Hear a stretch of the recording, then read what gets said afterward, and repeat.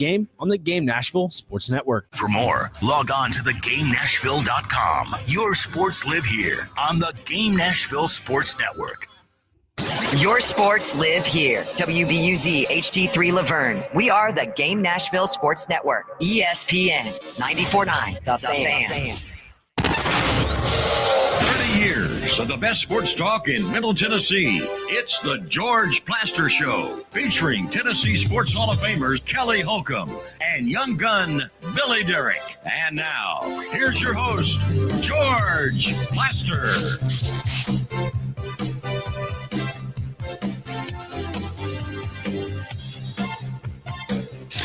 Hello again, everybody. Welcome in. It is a beautiful Monday in Nashville, and as some of you who are watching by way of podcast can tell, we are not at the Ford Ice Center. The Predators have taken over there for training camp for the next couple of weeks. You'll see us essentially at the homestead. Hey, before we get the show started, I want to welcome a brand new audience to the show, and that is a group up in Clarksville, Tennessee, courtesy of ESPN Clarksville and Five Star Communications. Ryan Plockelman and the gang up there, thank you for joining us. Clarksville has become a big-time bustling city, so to say the least, we are very excited about you all joining us. We'll talk a little bit throughout the day about some of the things we do on the show. First, let me introduce the panel. Let's go to Murfreesboro and say hello to former NFL quarterback Kelly Holcomb. Kelly, how are you? Great, George. How you doing? I'm good. Good. How was your weekend? It was good. I watched a ridiculous amount of football. Yeah. I don't want As to did admit. everybody. Yeah, I don't want to admit how much because it's insane. I went to the Titans game yesterday. Yeah. I know we're going to talk a lot about that, man. I've obviously been around the game my whole life. When you make mistakes and you're a bad football team, you can't overcome that, and that's kind of what's happening right now with the team. They had so many penalties. You just can't, like, if you're a bad team, George, you cannot make the mistakes that they make week in and week out and be successful. It's just not going to happen. You've got to clean up the mistakes, and then that at least gives you a chance. Yeah, we're going to get into that when we get into our Titans analysis at 3:20. Let me say hello to Billy Derrick, the young gun in this group, who is at his homestead. Billy, how are you? I'm good. I was at the Titans game as well, and it was sweltering. There was no shade. And I look at my face after the game, and I got some sun. I'm like, what in the world just happened? But Yeah, not you to can't mention, get sun, Billy. yeah, That forehead of yours don't need it. I get sunburned by the moon. By the moon, and that forehead looked like it got sunburned too, Hoss. It did. Wow. You look like you could land a plane on that thing at B&A, Hoss. Nice. So we're off and running. For the group in Clarksville that may be new listening to the show, Billy, tell them a few of the particulars, and that it doesn't necessarily have to be just on radio. Yeah, we're also, of course, on YouTube, Twitter, and Facebook every day. You can listen to the podcast version after the show on Apple Podcasts and Spotify as well. So if you're not in your car listening on radio, you can hook up your phone to YouTube or Facebook and Twitter and watch us live there and fire away comments and questions as well. So it's not just radio anymore. No, it's a different world than when I first started. We begin each one of the shows during football season with Terry McCormick's Daily Titans Update. Terry is Main Street Media. He is TitanInsider.com. And with his glasses, he looks like a professor. Terry, how are you? I'm doing well, George. How are you? Good. So let me ask the standard question. How did they come out of this injury-wise? Well, actually, Brian Callahan never got around to talking about injuries today, but Kevin Zeitler did not finish the game. And you saw what happened. Blake Hance came in, had a false start on the very first snap that he was in the game, and that made for a brand new right side of the offensive line to finish up that 34-19 loss to the Rams yesterday. And some of the results were kind of predictable going against a pretty good pass rush by the Rams and backup offensive linemen. Terry, likely, who do they get back, or do they get anybody back when they play Indy here on Sunday? Well, I think J.C. Latham's injury, it's possible it could linger for a little while longer, and that's not good news. We'll see on Zeitler when the injury report comes out on Wednesday. It was an elbow. I saw him briefly in the locker room yesterday after the game. He was talking to Cam Ward, and he didn't seem to be out of sorts. So I'm hoping that for their sake that one is less serious. Tell me a little bit about what Callahan said today. Well, he basically just kind of reiterated a lot of the same things, penalties, sacks, all those things are just killing this team right now. The sacks, he said it's not an offensive line problem necessarily. He said it's an offense problem. Some of those he put at the feet of Cam Ward. Some of them he put on the offensive line. A lot like last year, a lot of blame to go around, George. Yeah, the Colts are off to a really good start. They're 2-0, and boy, their win yesterday, dramatic fashion, field goal at the buzzer. Yeah, I mean, that was certainly one of the big drama games around the league yesterday, maybe one of the most dramatic, as the field goal was missed and then a penalty bailed the Colts out and gave them another shot 15 yards closer. And then they nailed it and walked away with their second win in as many games. They come into Nissan Stadium. It's the first AFC South game. You got to start feeling like the Titans, kind of the pressure's on, because if they don't get this one, they're on the road for 3 straight weeks at Houston, at Arizona, at the Raiders. That's, it's never easy going east to west. And they're doing that in all those games, with 2 of those being very long trips. And so the whole thought about what happens at the bye week gets ratcheted up each week. It just simply does. Yeah. I mean, here's where I want to take this, for the rest of this time. And maybe Kelly can lend a little bit of expertise, because I know you guys are going to go over this at 320. But, last year, this team, they lost 2 7-point games to start the year, and they were -4 in the turnover ratio. And a lot of that obviously was pinned on Will Levis and his well-publicized mistakes that he made and, causing a problem. And that was pointed to as a major factor why this team struggled last year, because on the season, they finished -17, basically one more turnover every game than the other team. This year, Cam Ward is doing a credible job of taking care of the ball. I know he's lost 2 fumbles, but no interceptions. So he's not tossing it down the field in harm's way the way that Levis and Rudolph did at times last year. But what I can't figure out is, why is this team not any better when that big problem has been apparently upgraded? Because they're scoring fewer points than they did a year ago after 2 games, George. Well, Terry, and we're going to get into this later. This is not a well-coached football team. Let's just cut through the crap. It's not a well-coached football team. And believe me, as you sat in the stands yesterday, I did, and listened, Titans fans are noticing it and are becoming more and more vocal about it. Terry, Well, they make too many. Terry, they make too many mistakes, though. I said it when we started the show. When you're not a very good football team, you cannot help the other team by making mistakes. You just can't do that. You at least got to minimize the mistakes. You got to stop getting sacks. Now, Cam Ward, I've told y'all last year I didn't think Will Levis was the guy. I really didn't. But I think the Titans have the guy now. I really do, because I think he what you're seeing right now is what he is. He does not turn the ball over. Now, he's going to make some stupid plays because he's a rookie, and he's going to take some sacks that are unwarranted, but you're going to have to live through that. But like holding penalties and mistakes like that, and then, he needs to learn how there are some sacks that he's got to take. But, the mistakes that they're making right now, good football teams just cannot overcome that, Terry. No, you're exactly right. I mean, they lead the league in both penalties and sacks after 2 games. Yep.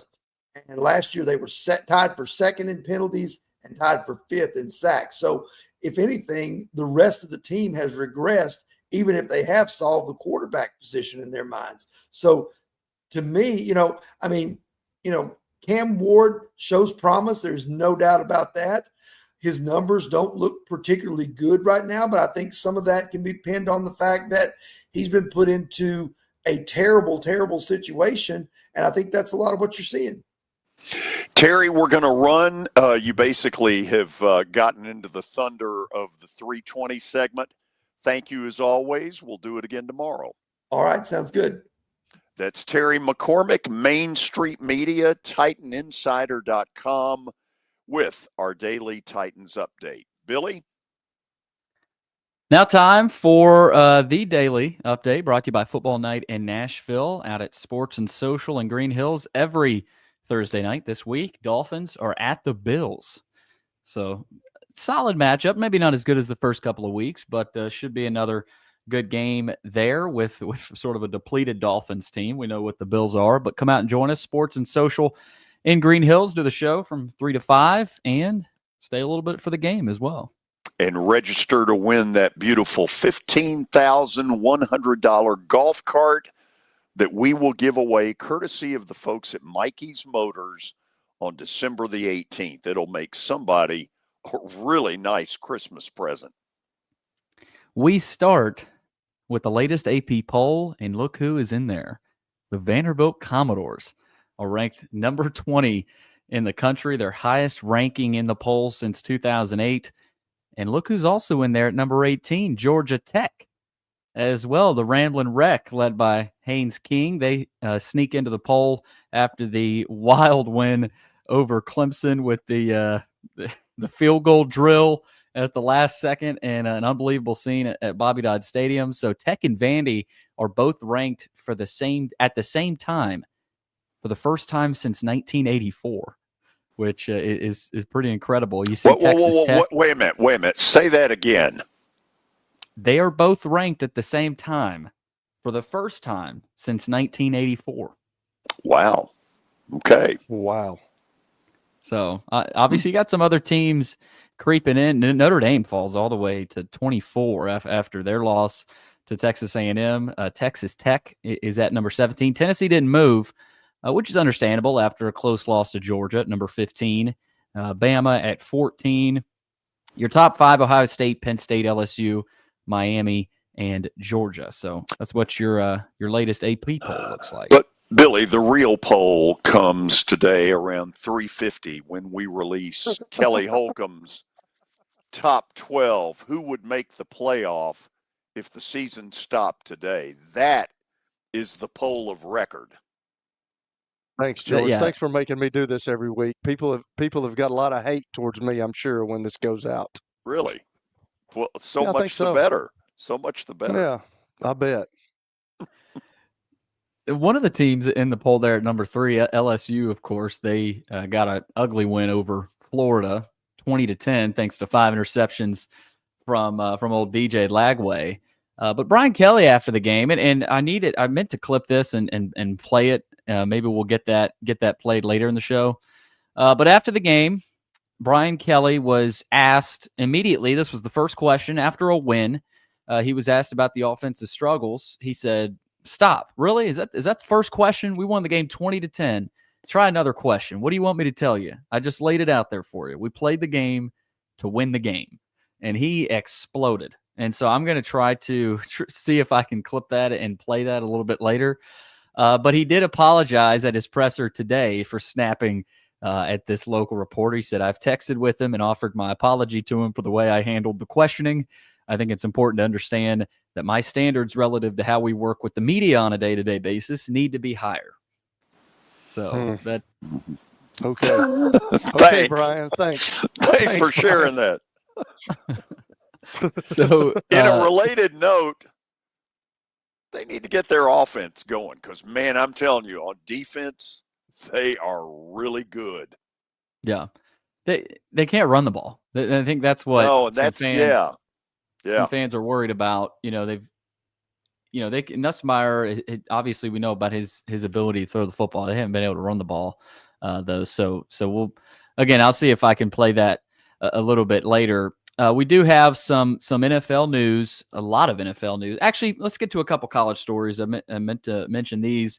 We had a couple of firings. Virginia Tech has fired Brent Pry after their loss to Old Dominion. Almost gave up 50 points to Old Dominion. They were down 28-0 at one point, and they cut the cord there on Brent Pry. And UCLA has fired head coach Deshaun Foster after their loss Friday night against New Mexico. So bad football team and no interest. The crowds at the Rose Bowl are awful. They got beat up by 25 by a really bad New Mexico. You could see both of these coming. So I'll just throw this out here. Does the name John Gruden get into either one of these mixes? I don't know. He said he wants to coach, man. I could see it. I could see him being at UCLA, that's for sure, out on the West Coast. I thought Nico was going to a better team. Isn't that what he said? Didn't he say something like that? He said a lot. But yeah, I mean, They're they're not. worse. No, they're not. They are worse than anybody ever thought they were going to be, though. I mean, they haven't played chopped liver, but I mean, you should beat New Mexico, and that didn't happen. So obviously, Deshaun Foster has been let go. You've also got, you've got issues at other programs, but Virginia Tech, I mean, we saw them against Vanderbilt, and you can't lose to Old Dominion. So I mean, those are understandable. But George, I told you yesterday, I mentioned John Gruden. He said he wants to coach in the SEC, but I mean, who knows where Virginia Tech goes? Do they give Shane Beamer a call as well? Would be another interesting one. Yeah, I mean, it's going to come up, and to be honest, if Shane Beamer knows that that's not where he's going to go, he probably needs to get in front of it and just say, not going to Virginia Tech. Yeah. We've also got some huge quarterback injuries in the NFL. Joe Burrow will undergo toe surgery, and it will sideline him for a minimum of 3 months. So, basically the season again. This will be a second season-ending injury.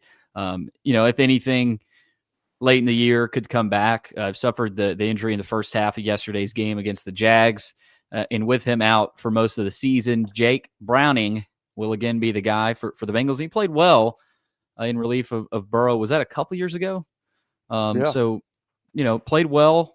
But the thing about the Bengals, they didn't have another quarterback on their active roster as of Monday morning, outside of Jake Browning. So Brett Rippon is on their practice squad. So you would guess he's the backup at this point. But that is just brutal for the Bengals. Yeah, brutal.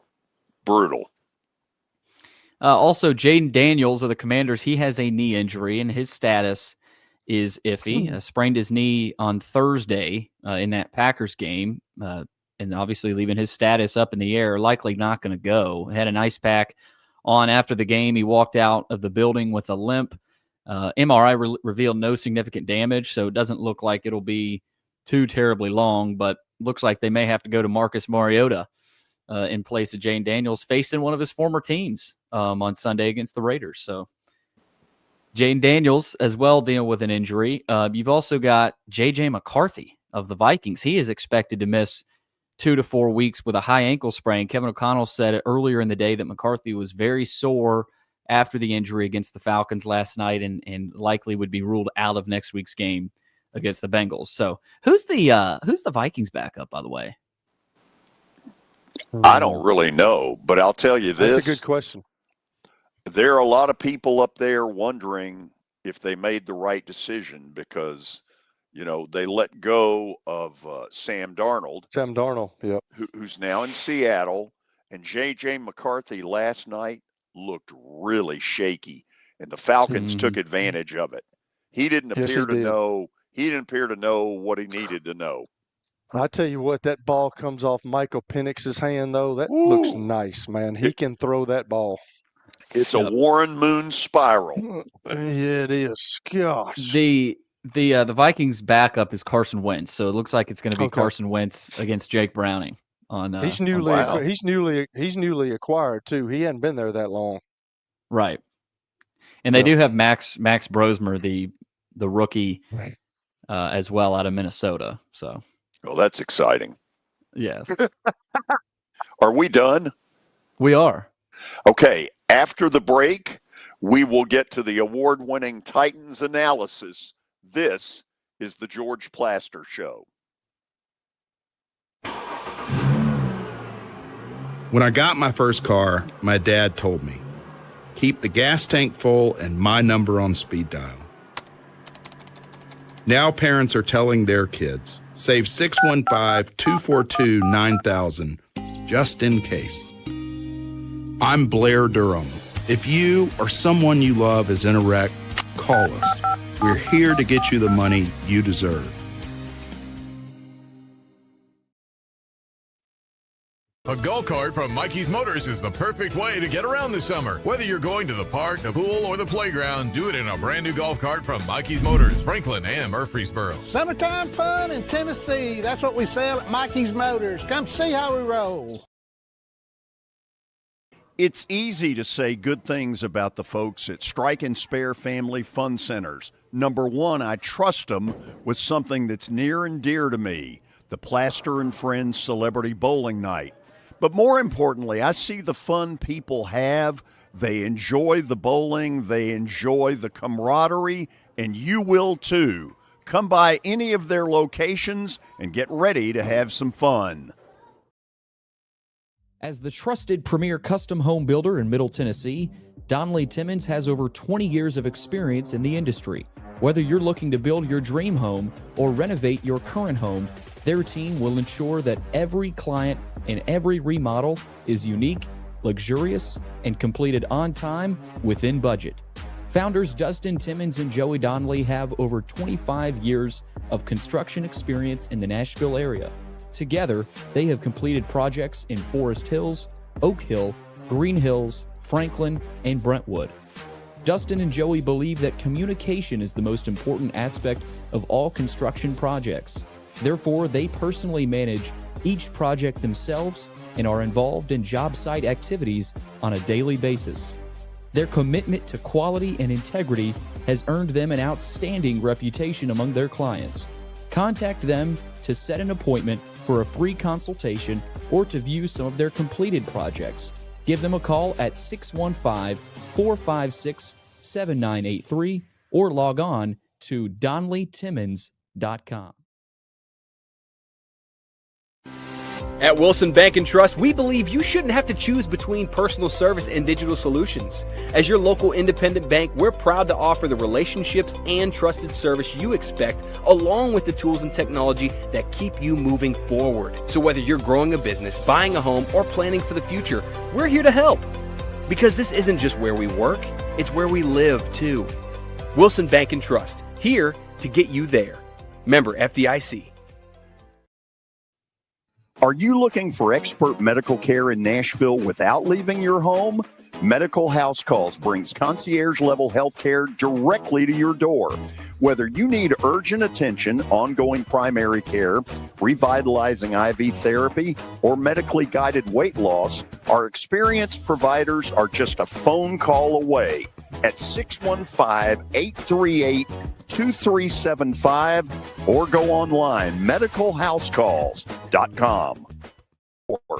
Whether you need urgent attention, ongoing primary care, revitalizing IV therapy, or medically guided weight loss, our experienced providers are just a phone call away at 615-838-2375 or go online, medicalhousecalls.com. It's the George Plaster Show. Your sports live here on 94.9 The Fan.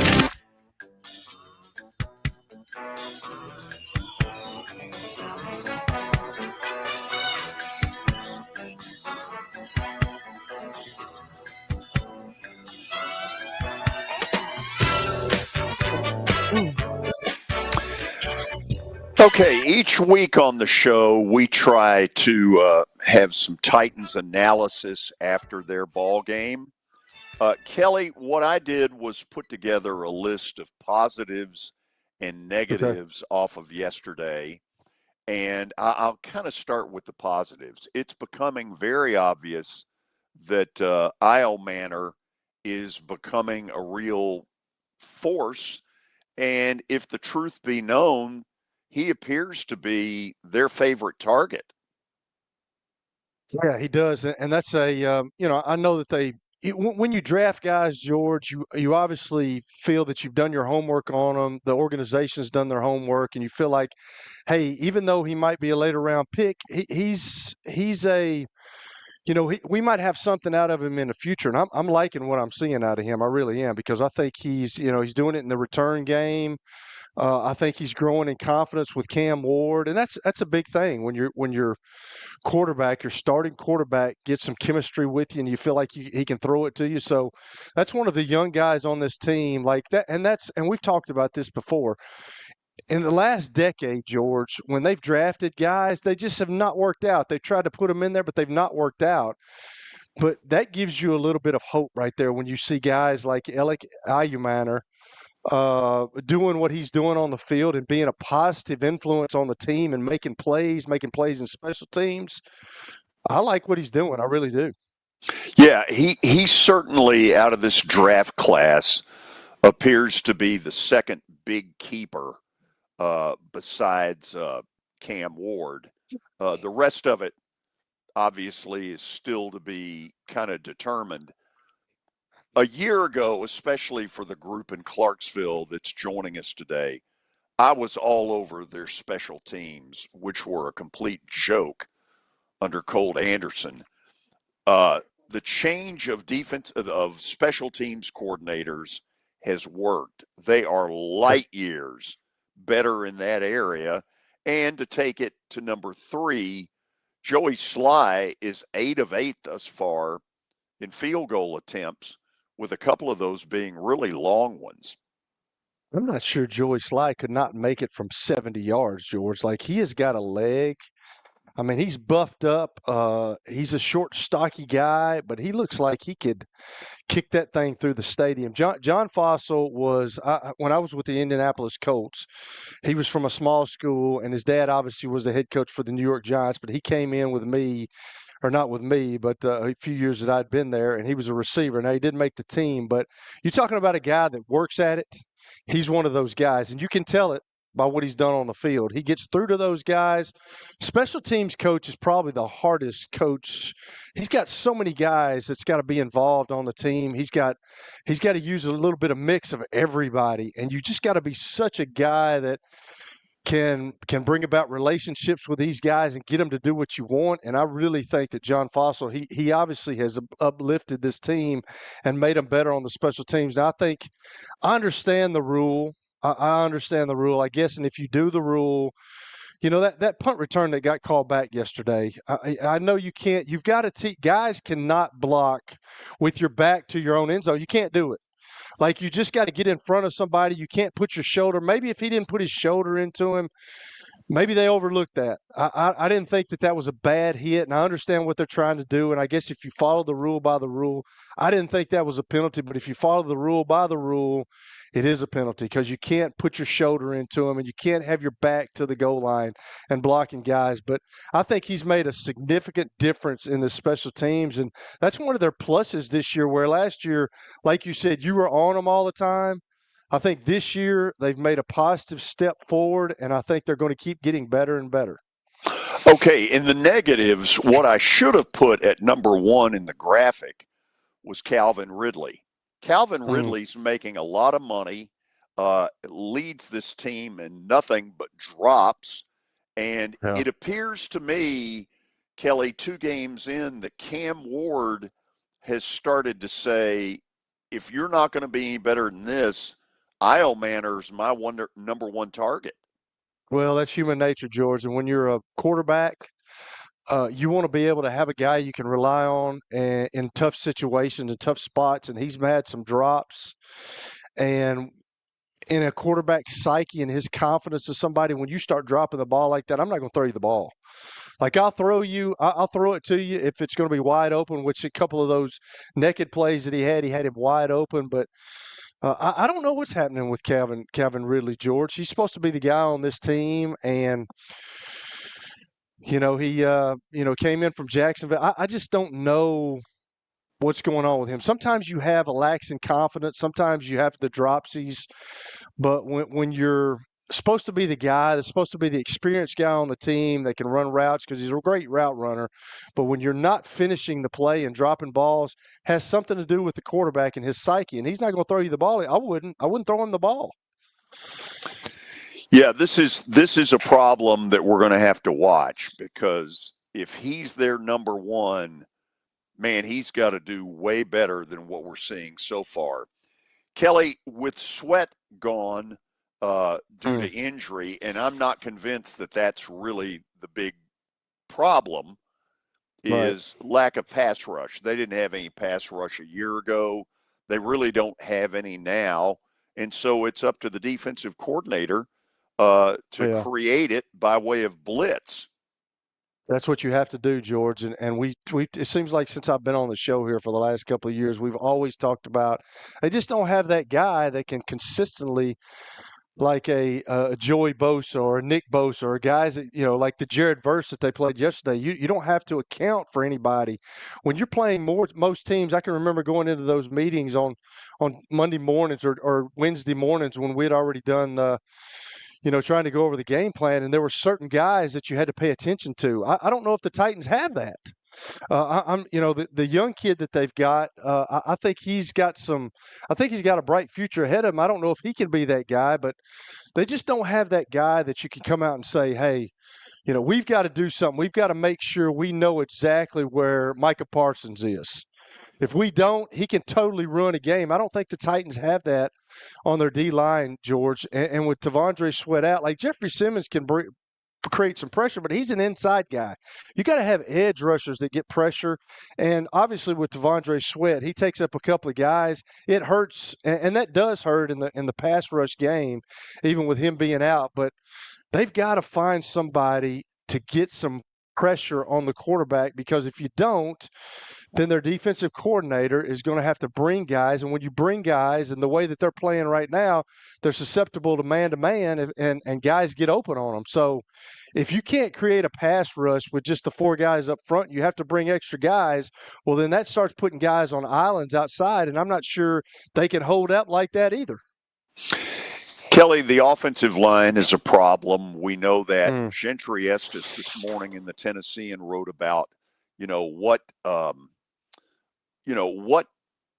what benefit is Bill Callahan bringing? Because I think a lot of people believed he would be the fix-all in this deal, but we're now a season and more into it. I don't see that they're a lot better, with the one exception in the third quarter of a drive where they ran the football pretty well on the Rams. But over the big picture, I don't see that they're that much better. Doesn't look that way, George. And when the Zeitler guy goes out, who's an experienced guy at right guard, when he goes out, and then you've already got J.C. Latham out, you've got two backups now that are playing for you that are starting. So there's no continuity there. There hadn't been any continuity, and I've talked about it. We hadn't had the Titans have not had an offensive line since the days of Steve McNair, and with those guys, they just have no consistency there. I really like Tony Pollard, because I think that guy's an explosive back. And if we can get something going up front, I think he can keep a little bit of the pressure off Cam Ward. But right now, they're not good up front, George, and I don't know. Of course, I'm not in the meetings, and I don't want to call guys out like that. I don't know. I'm with you. I don't know how much Bill Callahan's helping. I don't know if he is, but sometimes there's only so much you can do with what you have. But they went out free agency, and they got some guys. They drafted J.C. Latham last year. The Dan Moore guy he's kind of, he gave up more sacks than anybody in the NFL last year at Pittsburgh at left tackle. And it seems like he's getting beat again a lot. I know Jared Verse got around him one time yesterday, more than once. So I don't know, George. They've got to keep getting better, and this is a deal where we as sports media people talk about it. They can't listen to the noise right now. They just got to keep saying, "Hey, we're going to get better. We got to go out to practice. We got to fix what we did yesterday in the game, and we just can't listen to what everybody's saying. But we just got to start getting better." But I'm not sure that they can. Okay, if you're looking for better, those of you who are watching by way of podcast, Io Manor makes a great catch in the play that you're looking at. And then Kelly, the touchdown is an improvising deal on Cam Ward's part. I'm not sure I would recommend this throw very often, but when it worked, it was nice. Yeah, I couldn't make that throw, and my son made a throw like that in the game the other day, and I reprimanded him for it afterwards. But he's like, "Dad, I saw everything," and I'm like, "Okay, it's always the guy that you don't see." But that was actually, if you're looking at it, that was a pretty safe throw by Cam Ward. He did a really good job of putting air on the ball. I couldn't make that throw. One time I did make that throw in a practice when I was in Indianapolis, and I tried to throw it away, and I threw it across the field, and it got picked off. So I didn't do that again. You know what I'm saying? But that was a really good play because really only his guy could have made the catch, and I couldn't do that. But see, that's what you do when you get down here inside in the red zone. I mean, it very much shrinks the field, George, and that's why the legs of Cam Ward help and the legs of all these other quarterbacks help. Because if you don't have time from your offensive line, if they don't give you enough time where you can read stuff, there's very seldom that you get a time and throw inside the red zone, especially if you're in the 10-yard. The ground from 10 yards in is so constricted that there's nowhere to throw the football, and you have to buy yourself a little time. Cam Ward did that. I really think, George, that Cam Ward is going to be a really good quarterback. I do. I didn't say that last year with the other guy, but I really think that he's got it. He's won everywhere that he's been when he was in college.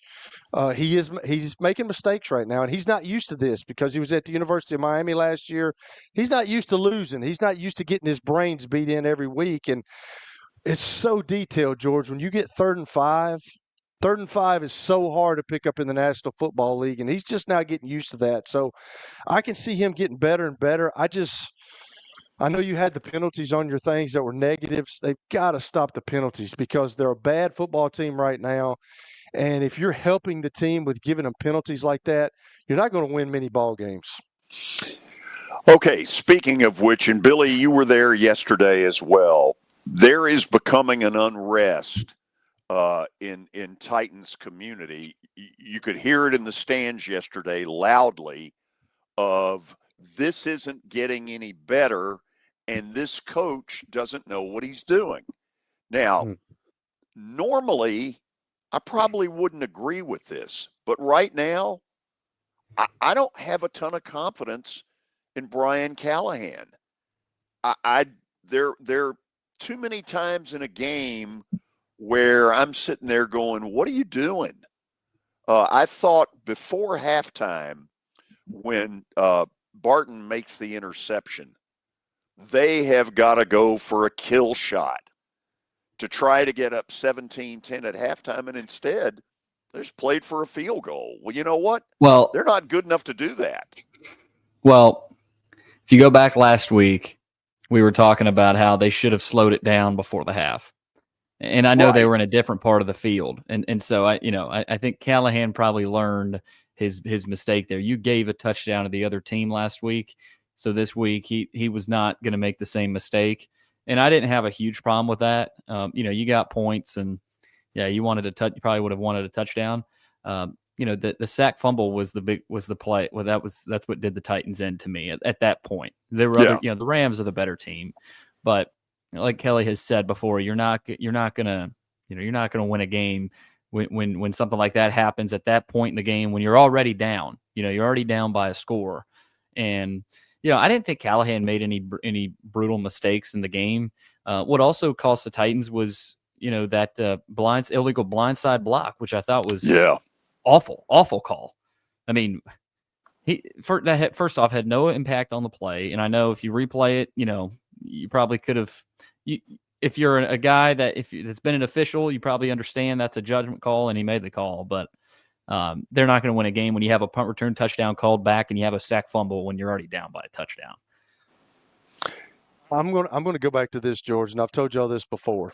I'm not going to go as far as you saying that they're not well coached, which, hey, there's some of that to be said. I understand that, but I know how hard it is in the National Football League to win one game. But I'm going to go back to what I said like 2 months ago. They're changing a total organizational deal here because ever since the Titans have been in Nashville, they've had Eddie George, they've had Chris Johnson, they've had Derrick Henry. They've been a run-first offense. Brian Callahan has brought a new scheme into this thing, and it's changing everything that Tennessee has been used to, everything the fans have been used to, that we've seen. They've been a run-first. They're not that anymore. They're not going to have the Lorenzo Neals. They're not going to have all these guys in front of somebody blocking. They're just not going to do that. They're going to line up in 3 wideouts, a tight end, and a back. And that's and now they still have tight ends. I understand that they can still do that, but that's just a philosophy change that doesn't happen overnight, George. And I've said it before. I don't know if I'm going to go as far as to saying they're not well coached, but there's a little bit of signs of that. But they're changing a whole philosophy in this organization, and it takes time. Now, will he get that time? I'm not sure if he's going to get it, because if he don't start winning some games, the owner has already shown that she is not very patient, and she does not like things, keep dragging on. And I think that's the worst thing that could happen. I think he at least needs another year, because it usually takes, and with this philosophical change, I think it takes at least 3 years to do that. I don't know. We'll see. But it's they're in a mess right now. They really are, because they're not a very good football team. I hear what you're saying about philosophical change. Number one, you have one of the 2 or 3 worst receiving corps in the league. Yep. I don't think anybody will argue that. And secondly, when push came to shove yesterday, it was when they ran the football that they were able to take time off the clock and help Cam Ward. Bottom line is, Kelly, I don't see this team doing a whole lot better than they did a year ago. I think we've all hoped against hope that would happen, and I hope I'm wrong, but I don't see it.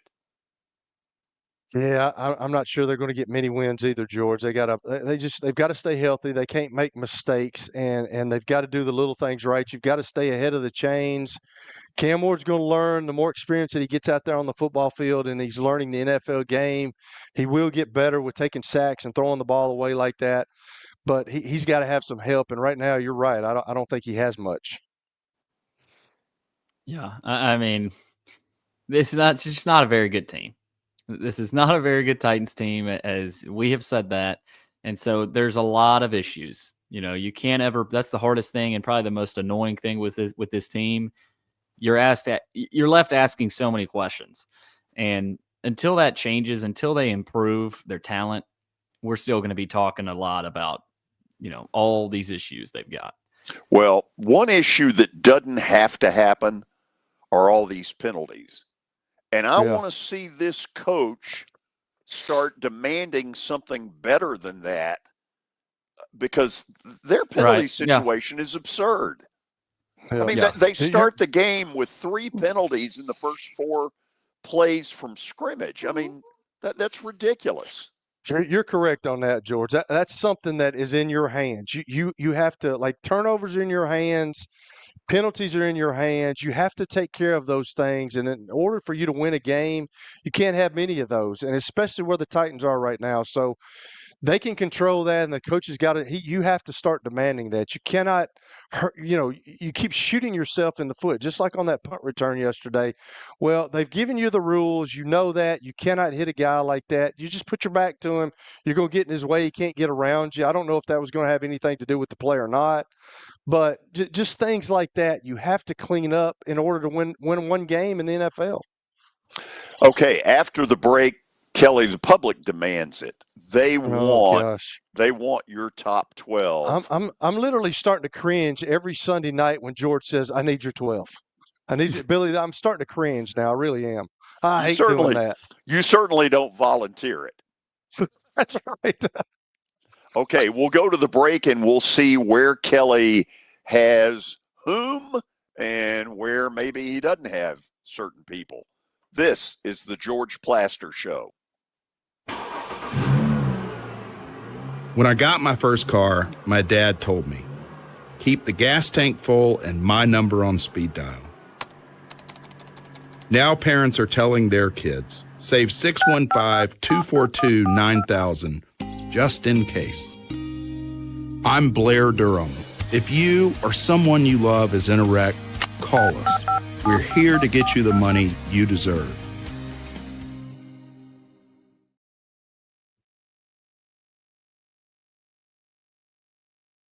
This is my buddy Stan Harrison from Apple Collision Centers. Recently, you've been talking to me about companies that have a fleet of trucks and they're always in need of repairs. That's right, George. We understand that nobody likes to deal with the auto body repair process. We try to simplify that at our 3 convenient locations. We work with all major insurance companies. We help to ease the stress of the auto body repair process. We're located in Old Hickory, Hendersonville, and Gallatin. If you need our services, please stop by and see us. And how convenient that we have that in the background. Now, seriously, these are good folks. They do really good work. Give them a holler.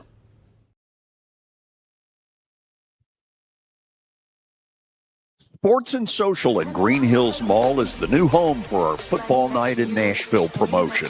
Their food is terrific. Their TV setup looks like a race and sports book in Vegas. And if you're a sports fan, you can't beat it. Starting September the 4th, we'll broadcast from Sports and Social every Thursday night. There's Pop-A-Shot, great football, and the chance to win a beautiful Mikey's Motors golf cart. See you at Sports and Social in Green Hills Mall.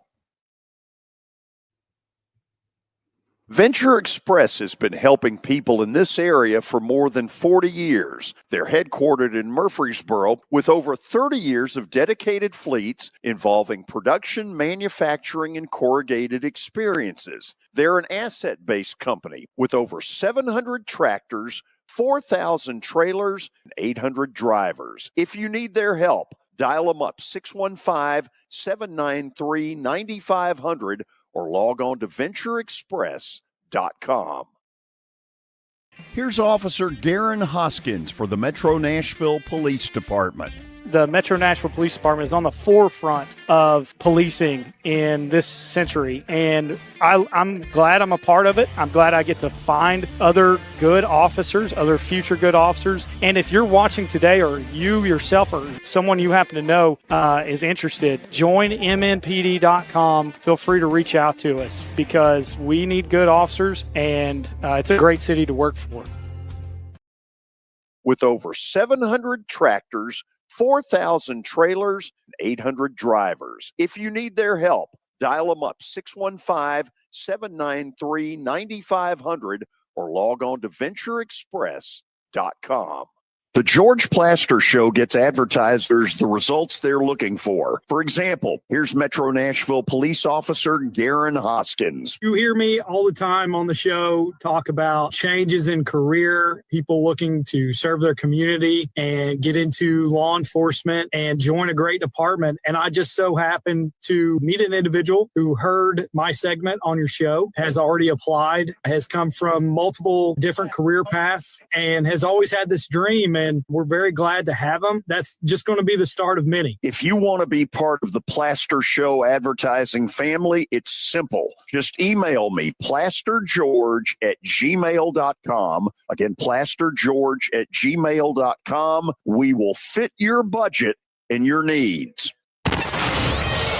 This fall, country music superstar Tim McGraw is hitting the stage live at the Pinnacle at Nashville Yards. For Trinetics, Rock the Cradle. And it's all for a great cause. It's going to be an unforgettable night of music, fun, and giving back, with proceeds supporting newborns and moms at Ascension St. Thomas Midtown. And I like it, I love it, I want some more. Don't miss it. Grab your tickets now at rockthecradlenashville.org. Your sports live here on the Game Nashville Sports Network. But I like it, I love it, I want some more. It's the George Plaster Show. Your sports live here on 94.9 The Fan.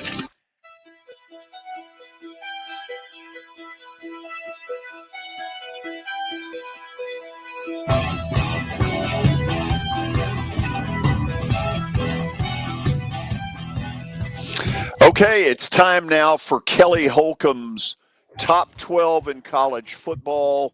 In other words, if the season ended today, who would be in the playoff? Kelly, take it and run with it.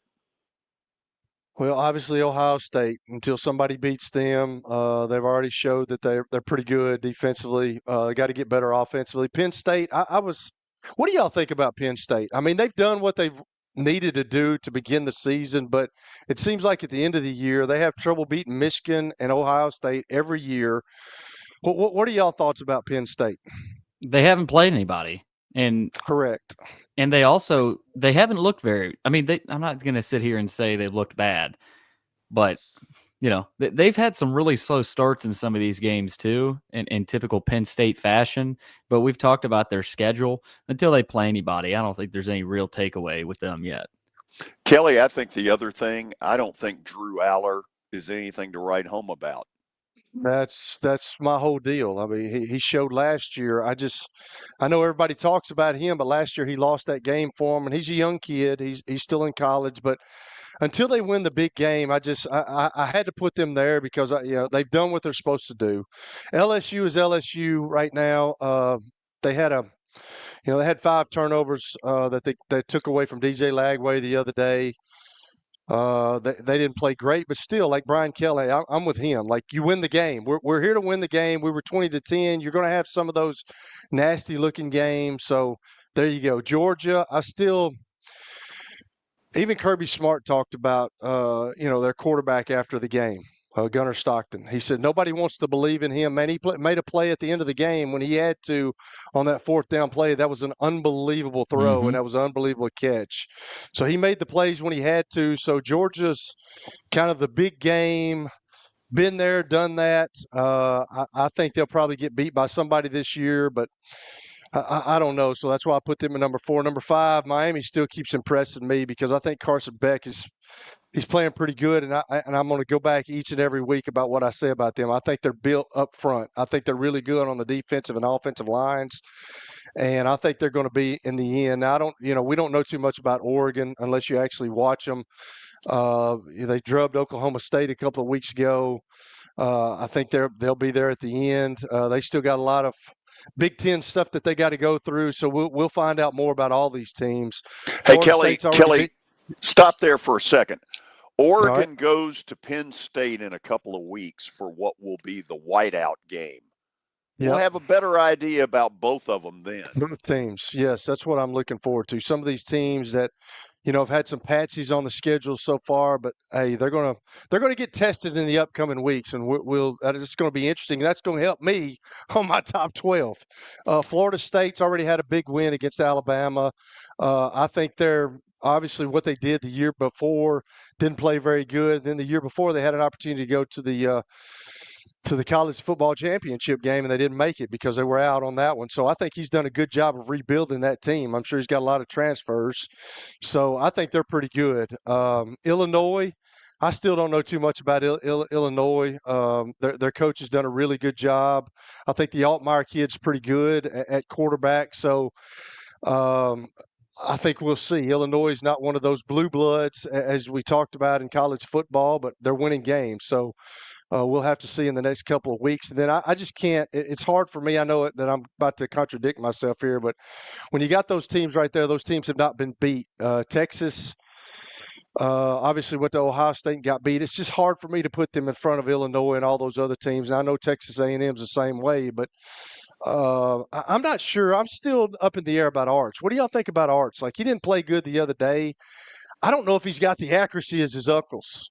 I mean, I think he's an athletic kid. I've told y'all this. I think he's more like his grandfather with running around and doing things like that. I don't know if he's a traditional pocket passer like his uncles were, which I obviously played with one. But, the other day he didn't – I think he was under 50% with his completions. And some of those throws, man, I'm just looking at and I'm like, wow, that doesn't look very good. What do y'all think? He doesn't look smooth at all. I mean, at all. He looks, mechanically, like he's throwing sidearm and looping balls and, throwing what a lot of people call ducks. I mean, I don't know. I mean, I don't know if it's a mental thing or if he's hurt or what's going on, but he doesn't look good. No, Yeah, this doesn't feel like the road to the Heisman.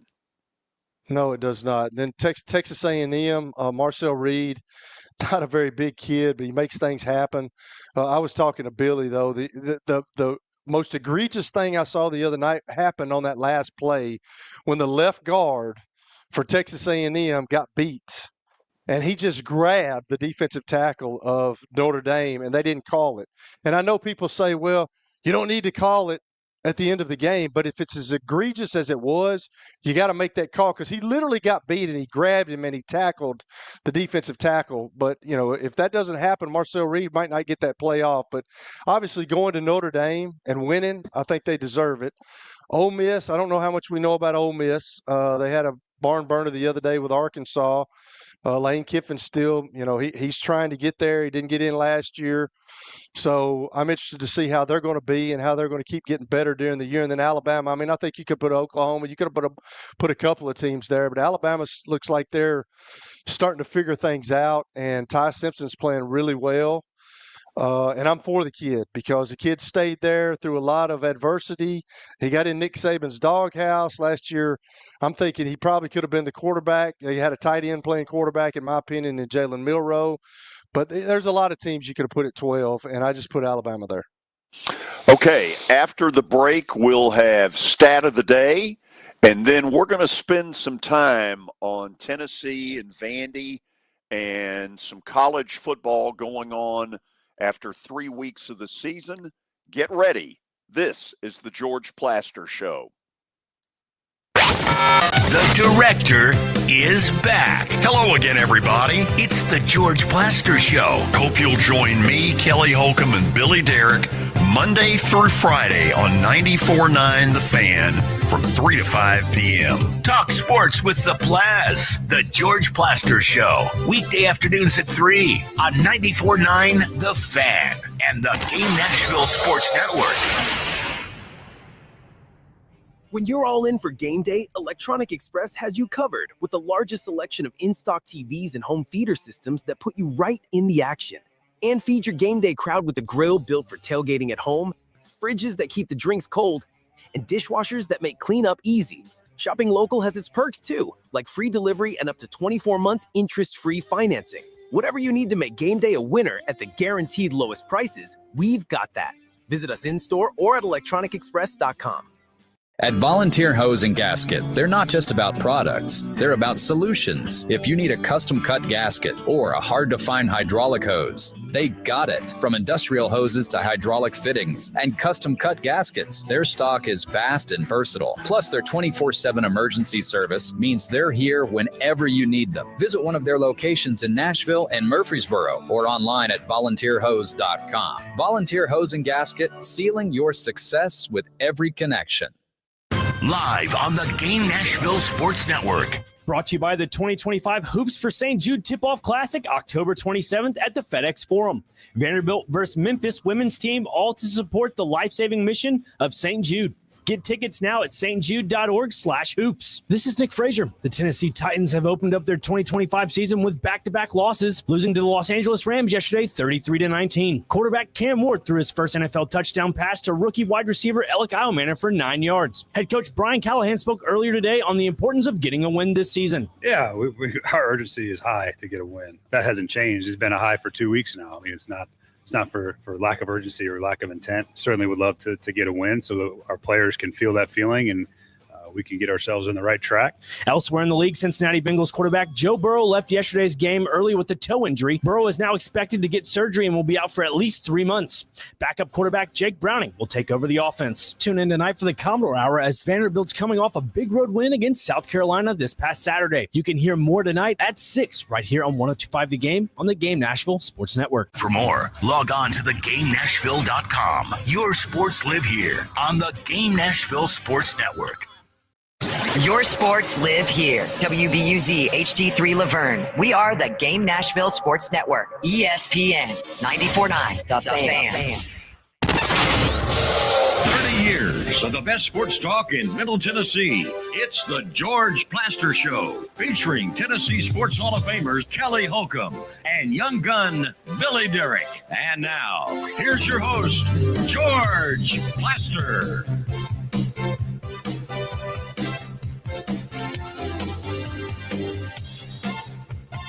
We're talking more college football, Tennessee and Vanderbilt from over the weekend. But first, stat of the day brought to you by Apple Collision Centers. You can find them in Old Hickory, Hendersonville, and Gallatin. Give them a call, 615-754-9800, or log on to their website. That's applecollisioncenters.com. All right. Here's where we're going today. We are going with some college football after a big college football weekend. For the first time in 37 years, a team is ranked in the AP poll despite being 0-2. Who was the last team that was 0-2 and ranked in 1988? Kelly, I don't know. 88 was the year Tennessee opened, what was it, 0-6? And Duncan Stewart sat on the billboard until they finally won in October when they beat the University of Memphis. So you think it was Tennessee, George? I don't know. I mean, look, 1988, man, that's a long time ago. You got anything better? I do not, man. I'm sitting here racking my brain. What did Notre Dame? Did they win the national championship that year? Yeah, but they wouldn't have started 0-2. No, they didn't start 0-2. Yeah. No. I'm not talking about that. I'm just talking about I think that's wasn't that the last time they won it, Billy? Yeah. Yep. Yeah. I think you may be. Yeah, I don't know, George. That's the best guess I've got. I don't have a guess with this one. Let's go with Tennessee. Well, it was actually Michigan. Michigan. Oh, wow. Michigan in 1988. They started the season with a loss at Notre Dame, 19-17, and then they lost to number 1 Miami, 31-30. But they proceeded to get back into the rankings, of course, and go undefeated the rest of the year under Bo Schembechler, and they beat USC in the Rose Bowl. Wow. There you go. Okay. So now we're officially into the 4 o'clock hours. We welcome all of you back. We're not at our digs at the Ford Ice Center in Bellevue. The Predators take over for the next couple of weeks as training camp begins and the regular season not far away. So thus we're all in the homesteads. So let's talk first about the Tennessee-Georgia game. What do you all think you learned about Tennessee besides the fact that field goal was, depending on where you were sitting, wide left or wide right? I was impressed. I got to admit. I mean, Tennessee came to play. Joey Aguilar looked incredible for a lot of that game. Now, he had some mistakes, and Kirby Smart's defense got to him a little bit in the second half. But, I mean, when you put up 41 points, you expect to win the game. Now, Georgia was right there with them on offense. And I think a lot of this was Georgia being Georgia and their talent. London Humphreys won the game. I mean, that throw from Gunnar Stockton to London Humphreys was incredible. And then to tie it up, because they were down by 8. So you got to tie it up there with a 2-point conversion. I'm more impressed with Georgia. I mean, I'm more impressed with Georgia, but Kelly came away thinking this Tennessee team's fine, and they're better than I thought, and they scored a lot more points than I thought they would against that Kirby Smart defense. I do too. I think a lot of questions were answered, but I think everybody was wondering about Joey Aguilar. He wasn't. I mean, he played well. I think defensively, which we talked about it, and Tony's talked about it. Tony Basilio talked about just how good their defense is. I think Tim Banks has got a really stout defense, and it was a back and forth game. It's one of those games. It's at home, and you've struggled. The last time you beat Georgia was in Georgia on that Hail Mary that you got to Jawan Jennings, and Kirby Smart's. He's kind of run that. He's run this. This deal with Tennessee, and I don't know. That's just a point where you think to yourself as a coach, am I ever going to get by these guys? Because Josh Heupel has never beaten them. He's beaten, Alabama the last 2 out of 3 years, and that was the struggle with UT forever. But now he's got the problem with Georgia, and then it becomes a mental deal. I hate it for that kicker, man. I really do, because he's a college kicker. And my wife is always saying, is he going to make it? Is he going to make it? Well, college kickers are college kickers. That's why there are only 32 of them in the world that do it in the National Football League. And when you find one, you got to hold on to him. And I felt for that kid yesterday. I really did. And then the other day, and then when they got that 5-yard penalty that moved them back, that you talk about mistakes, George, we talked about mistakes with the Titans. That mistake right there cost them probably the game, because I think there's a rhythm to the game. There's a rhythm to him. He's over there kicking the ball and he's ready to go. And then all of a sudden, now there's a 5-yard penalty and we back it up. And now I got to start thinking about it again. And that was what caused them to, you got to make that kick. You do have to make that kick, but I don't put a lot of trust in a 20, 21, 22-year-old kicker that's got this amount of pressure on him in front of 107,000 people, in front of a arch rival that has beaten us the last, 8 or 9 years. I just don't have much faith in that. So I thought Tennessee played really well. I think they're really good defensively. I think the Aguilar kid's pretty good. I think they can run the football. I think their offensive line played really well. So I think there's a lot more winning for Josh Heupel and the Tennessee Volunteers. Okay, y'all hang with me for a second on this, because what this does, it puts them behind a little bit of an 8 ball as far as, okay, how many more losses can they have and get in the playoff? Here's their schedule from here on in. UAB Saturday, you got to assume, is a win. At Mississippi State, home against Arkansas, down at Alabama, at Kentucky on October 25th. November is home against Oklahoma, home against New Mexico State, at Florida, which to me is going to shape up as a huge game, and closing in Knoxville against Vandy. So can that schedule produce one more loss and that's it? Or did that field goal ultimately cost them? I think one more, because look, that's one of the easier schedules in the conference. And so, last year they went 10-2 and they made the playoff. I think it's the same story. Now, if there's enough carnage in the league, which there could be, maybe they go 9-3, but I don't think the schedule is strong enough. I mean, you've got some murderers rows, like we know. Florida's is tough. Oklahoma's is tough. I mean, you're in the SEC. They're all tough, but some you notice right away are tougher than others. But, at Mississippi State all of a sudden in a couple of weeks is not as easy as you thought it was going to be before the season. Arkansas and Taylor Green, they're dangerous. You got to go to Alabama. They dominate Kentucky, so you would expect them to beat them. Oklahoma at home is tough. At Florida, is Billy Napier still there? Are they desperate? What happens? And look what Vandy's done. So, George, I think it's only one more game they can afford to lose if they want to make the playoff. That's what I think. And I think that's ultimately where this field goal, I mean, look, it hurts in particular because it's Georgia, and Georgia has rubbed their nose in it over the last decade. But it hurts from a playoff standpoint because the margin for error in a game where they played well enough to win but didn't, man, that's a tough deal. How do you handle that, George? How do y'all handle that, you think, as coaches now? Because the ultimate goal is to get into the 12-team playoff. But now you've kind of put yourself behind the 8 ball with losing one at home that you had.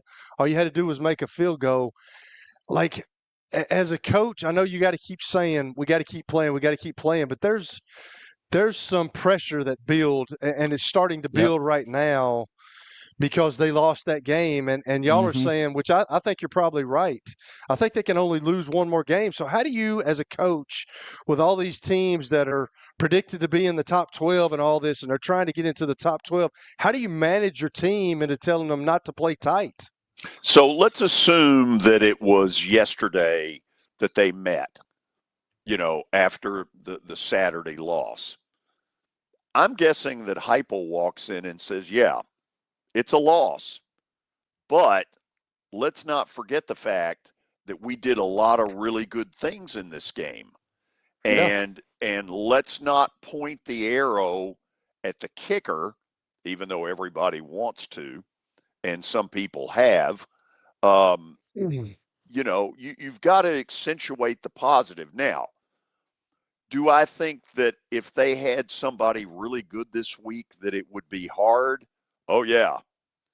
That's where having UAB next is a help, because they probably can beat UAB, essentially with their hand tied behind their back. That's Right. why UAB's on that schedule at that point. Correct. Well, I think, Good and if you're a scheduling. if you're a Tennessee fan, you look at your schedule. Georgia was not one of the games you circled as a win. So, you can kind of move on and say, okay, we played Georgia. We still got a lot of winnable games left, and we'll be fine. Now let's go to Vandy. Okay. I think if people are honest, they're shocked. I'm shocked. I didn't think they'd win 31-7. I'm like a lot of Vandy people. I'm like, wow, how has this happened? So let's go on the assumption for a minute that they beat Georgia State and they beat Utah State and they're 5-0.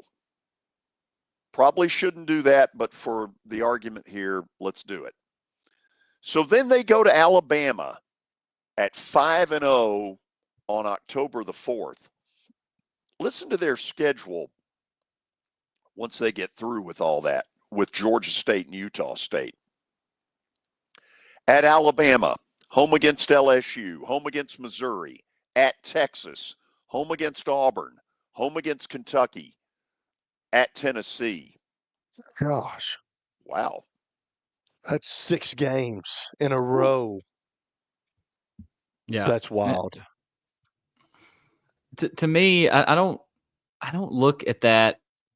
Yeah, it's tough, but Missouri, Missouri's a game that's at home. They're good, but I think Vandy's to the point now where, like on Saturday, I thought they were the better team. I thought they looked like the better team. I thought they were the better team, whether Denoris Sellers got hurt or not. And I thought they were more talented. I thought you line those guys up. I think Vandy has more talent than South Carolina overall. Depth of talent. Now, Sellers and Dylan Stewart, we know about them. But are there other teams like that? Is Vandy better than Missouri? Are they better than Auburn? Because, with their depth. They're better than Kentucky. So, you look at it, Alabama, LSU, Texas, and Tennessee, those 4 games are the toughest ones. And if you can find a way to split those, this team's in the playoff, because you got Missouri, Auburn, and Kentucky. If you can win those, all 3 of those are at home. I think that's lot, doable. You have to stay healthy though in those games. Yeah. Golly, in a row, George. That's pretty tough stuff. Yeah, that's pretty stout right there. And you got to keep your guys healthy. And the one you got to keep healthy is, if you're watching on YouTube, is Diego Pavia. I mean, he's kind of the key spoke in the wheel for this thing. And once he's out there, the belief system in that locker room and on that coaching staff, they can beat anybody. But if something happens to him, yeah, this thing probably it may go downhill fast. I don't know. I presented this question to Billy when I talked to him on the phone, George.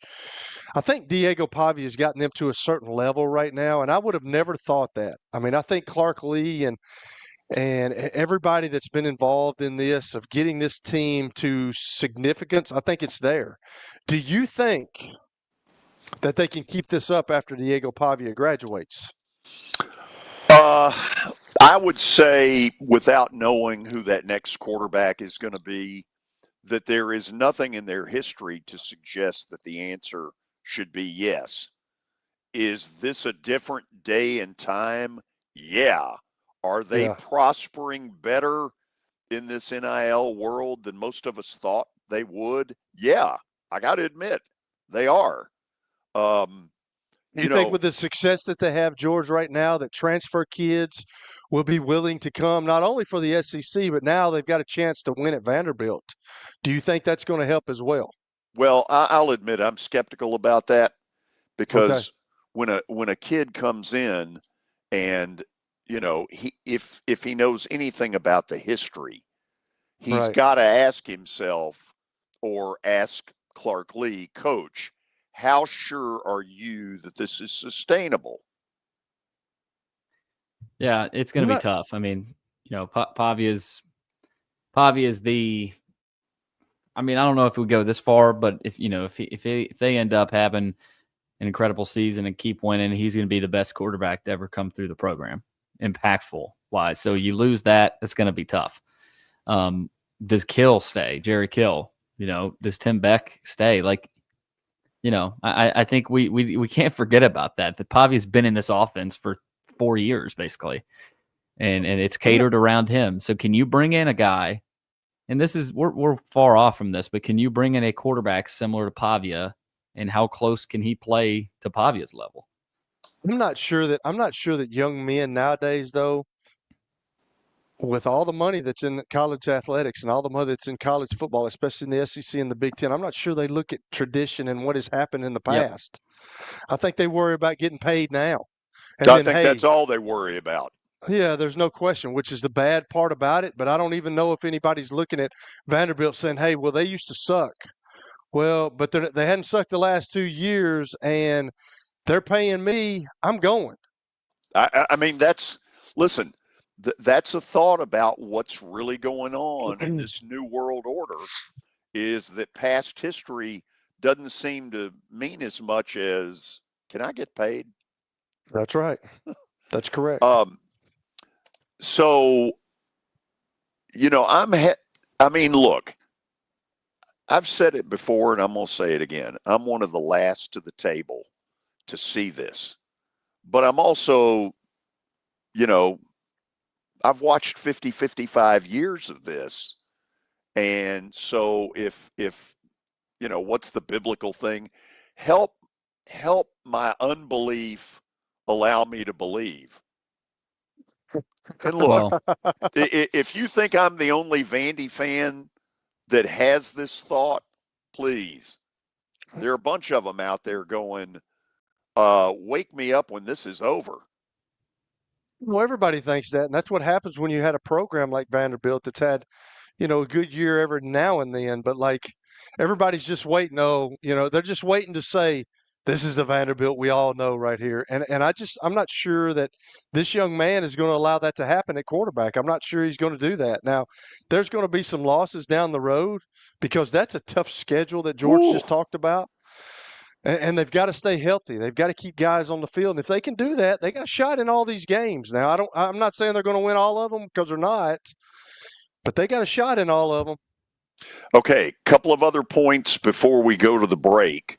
First of all, congratulations to Middle on their victory over Nevada out in Vegas World. That's right.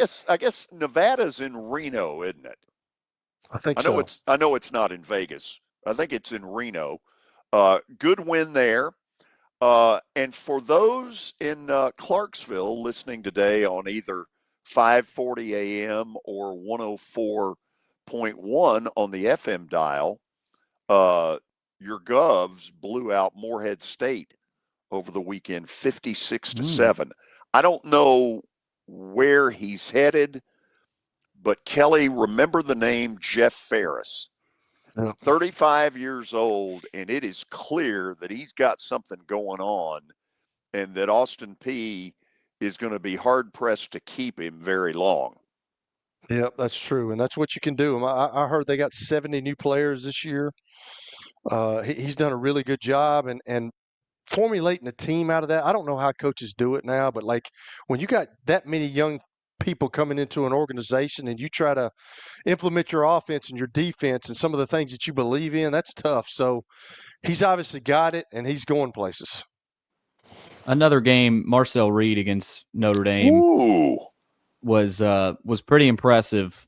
And look, made some big throws, high scoring game. But Kelly, here's your video. It's time now for this.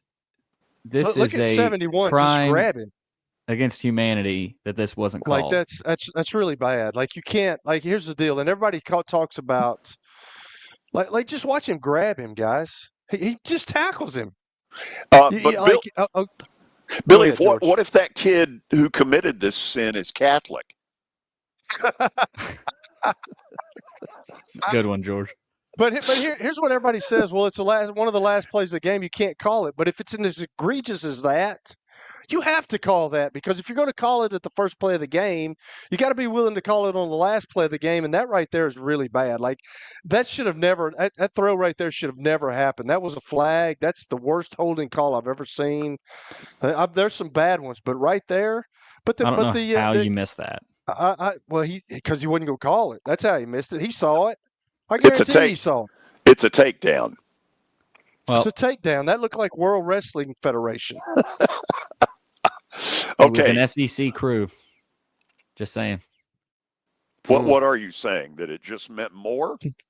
It just meant more to that crew. Okay, let's do this. We will open up on Reaction Monday the phone lines and see where you all want to take it at 615-759-9949.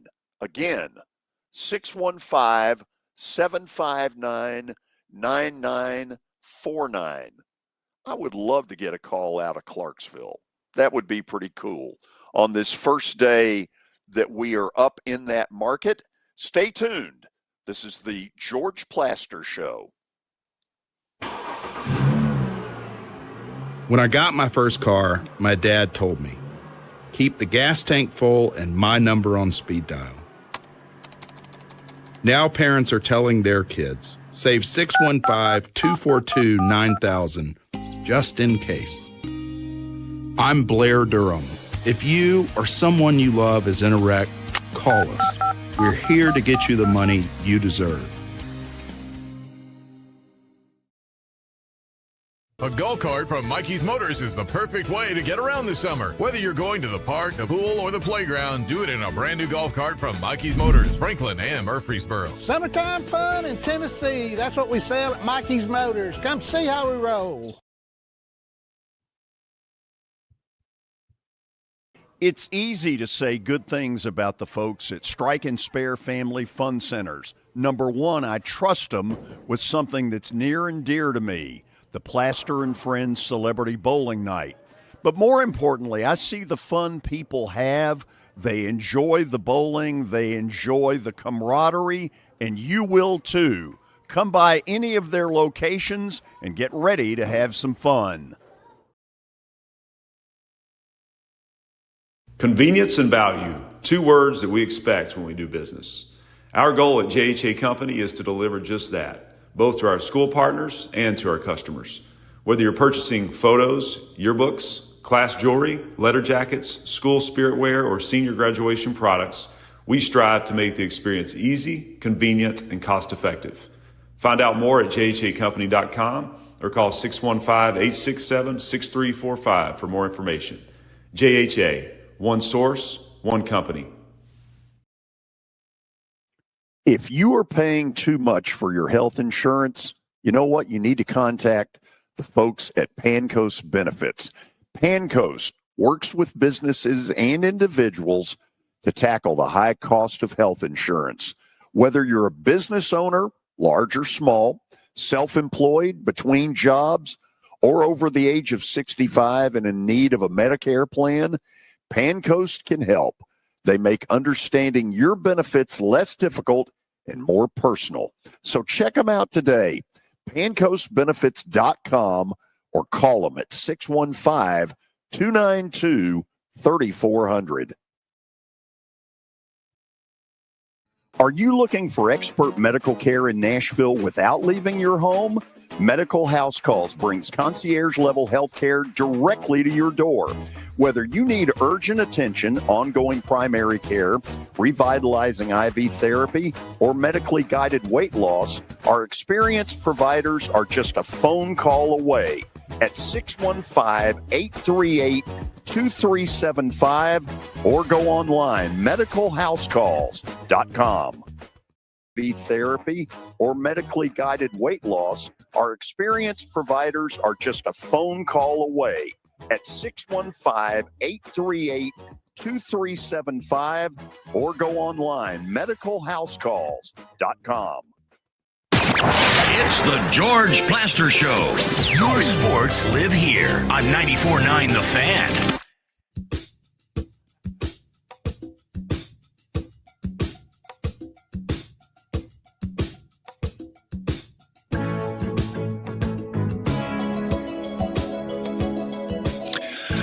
Thanks for being with us on your drive home on this Monday afternoon. We're going to take some phone calls in what we call Reaction Monday. Tony in Nolensville, get us started. Got to be Tony up first. Hello. Good weekend of football.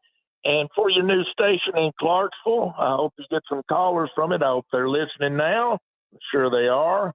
Being a former governor from the first OVC championship team, we love their input. And George, I really love y'all talking about what's going on in Clarksville. Coach Ferris and them, I looked at their roster the other night, Kelly. Some of these players, they're getting their linemen are from Big Ten, SEC. Oh, yeah. I mean, they've got a good makeshift lineup of players who might not have gotten a lot of playing time at SEC schools. I don't know how they're attracting them, but they're getting them in. Oh, yeah. Absolutely they are. And Middle found out about that about 3 weeks ago.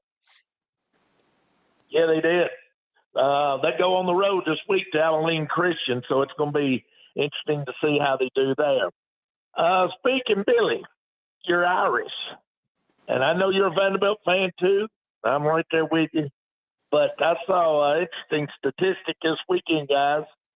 Since 1985, the SEC teams coming into Notre Dame being ranked, the Irish is 1-5 now against ranked SEC opponents playing at South Bend. Has the luck of the Irish wore off against the SEC opponents? Well, and of course, it just means more. Well, let's think about it for a minute. Okay, so A&M went in and won. Georgia under Kirby Smart has beaten them. Tennessee beat them. I want to say, was it 91 when Majors was there? It was I want to say something like a 31-30 game. Yeah, it was up and down the field that day. Brady Quinn and Notre Dame went into Neyland and won in 2005, if you remember that, though. They did. That was a good win up there, too. Good win. But I happened to see that statistic this weekend. I thought, I did not know it was, that lopsided of an SEC ranked teams going into South Bend. But, guys, I'll always tell you, and I say it to all the listeners, if you have never been to South Bend and your team plays up there, make it go. By all means. It's a bucket list stop. You've By the way, go. It's a fabulous place. By the way, Amen. I'm going. Thank you. I'm going to South Bend when they play NC State. I wanted to throw that out there. Mm-hmm. Well, there you go. Good job, Billy. Good job. Well, now, hold on a second. Hold on a minute, Tony. Is the reason you're going because of some charitable act of someone else? It is.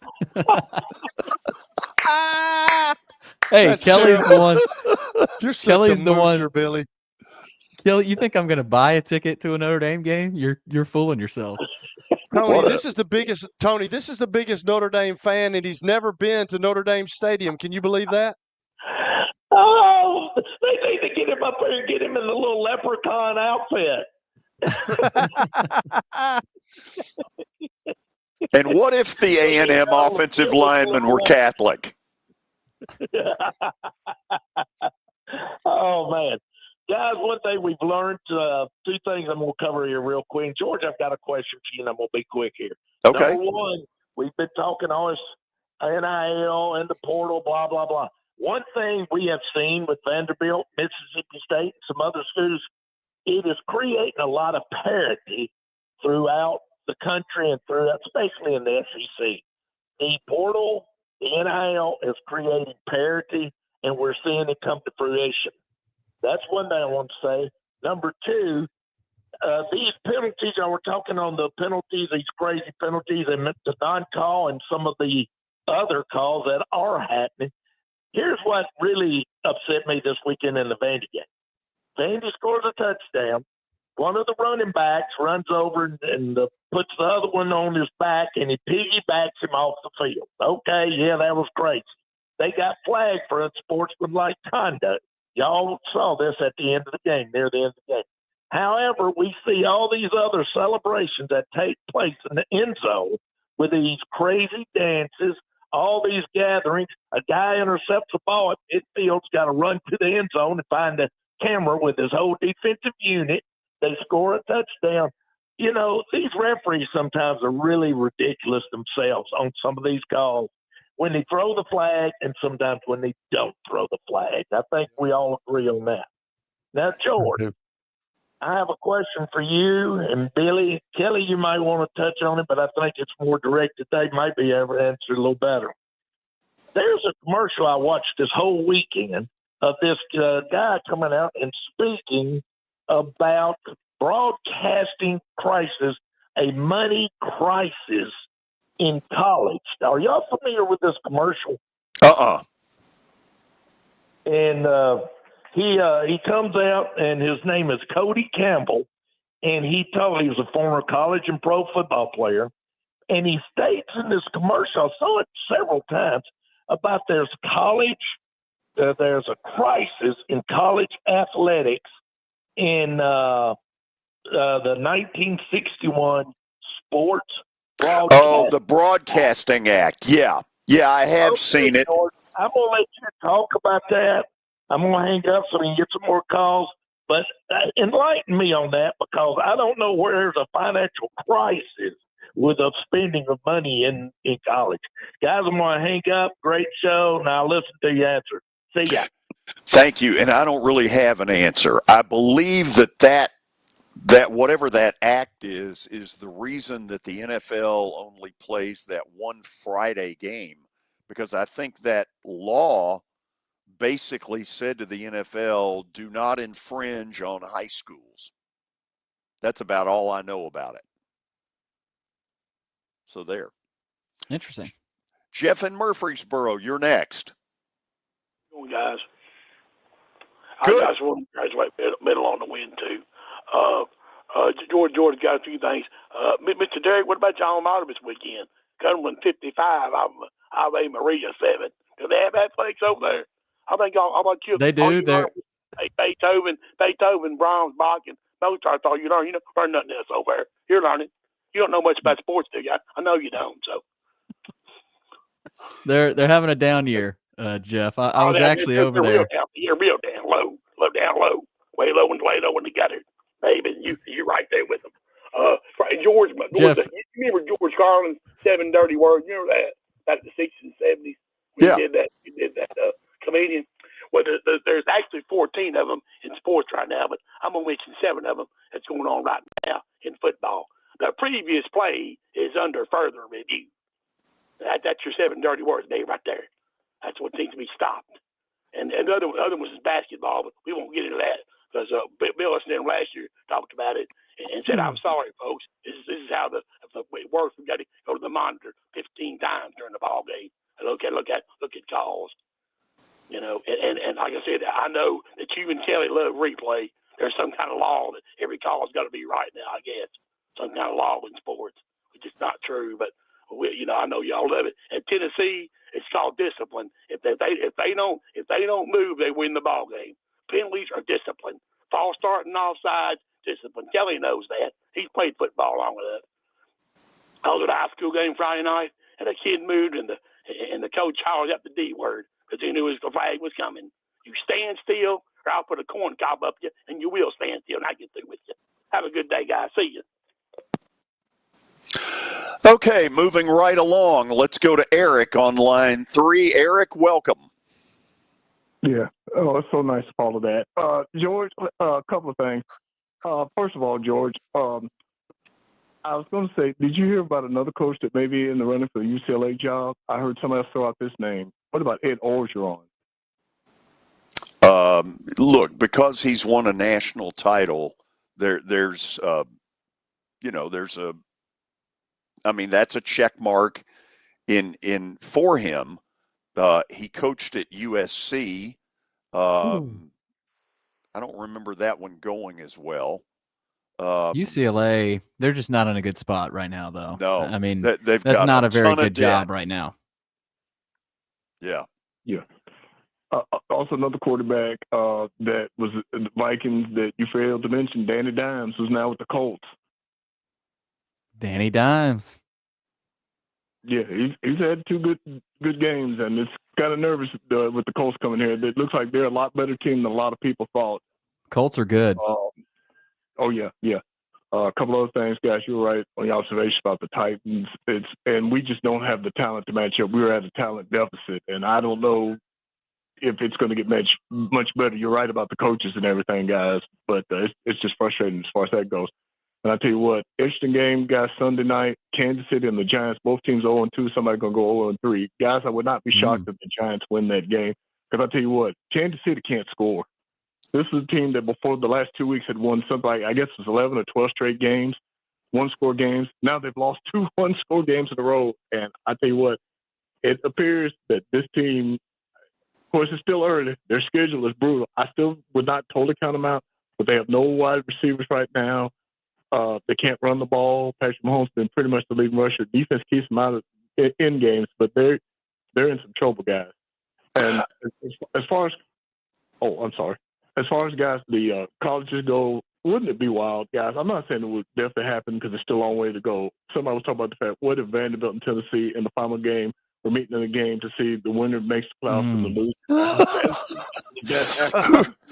I mean, who would have ever thought that somebody would air that? I mean, that is a sign of a Sports Illustrated apocalypse. Yep. Yeah.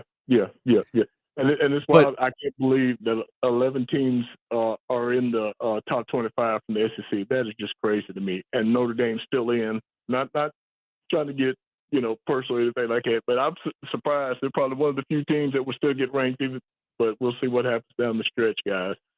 But somebody else was throwing out something, and this last thing, and then I'll get off, guys, is that what if Vanderbilt is 5-0 going to Alabama? They've beaten them. They're 6-0. I've already heard people, guys, just want to get your thoughts on this. Does Diego Pavia start to get talked for Heisman? If that happens, guys, I'll tell you what. Well, okay, we'll get off and let you discuss that. Y'all take care of you soon. Well, here could be where you make some level of case, even though it's probably not going to happen. Kelly, is any player in college football more important to his team than Diego Pavia is to Vandy? No, there is not. Right now, there is not. He's the most valuable player in the college football ranks right now to his team, because if he goes away, I don't know what happens to Vanderbilt. I mean, he is so important, such a stature on that team. I don't think so, George. I really don't. So there's stranger things that happen, but Eric's got a valid point there. I mean, if he keeps playing well and he keeps winning, they go down to Alabama and they win. I mean, you're going to start hearing things about Diego Pavia, because the young man can play football, and he. This is what my coach used to always tell me. There's no better compliment than when you tell a young man, he's just a ball-playing Jesse. And that's what Diego Pavia is. He's a ball-playing Jesse, man. It doesn't matter what his stats are. I think he's one of these kids that if he wins, he does not care. He doesn't care. I really believe that, and I think the belief system that they have with him right now, there's nobody in college football that is more important to their team than Diego Pavia is to Vanderbilt. On that, we will go to the break. I want to ask Clay and I want to ask Kenny to hang with me. We'll get to both of you when we come back. This is the George Plaster Show. When I got my first car, my dad told me, keep the gas tank full and my number on speed dial. Now parents are telling their kids, save 615-242-9000 just in case. I'm Blair Durham. If you or someone you love is in a wreck, call us. We're here to get you the money you deserve.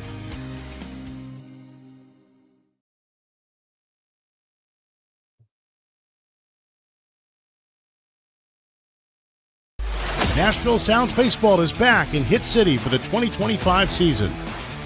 Create a summer of memories at the ballpark with weekly giveaways, fireworks shows, and more.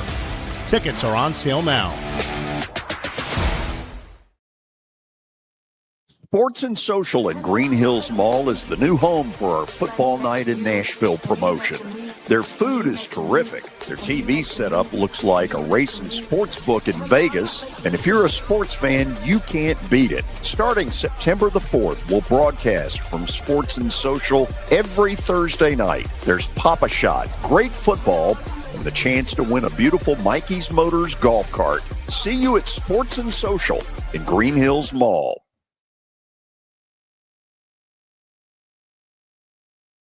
Here's Officer Garen Hoskins for the Metro Nashville Police Department.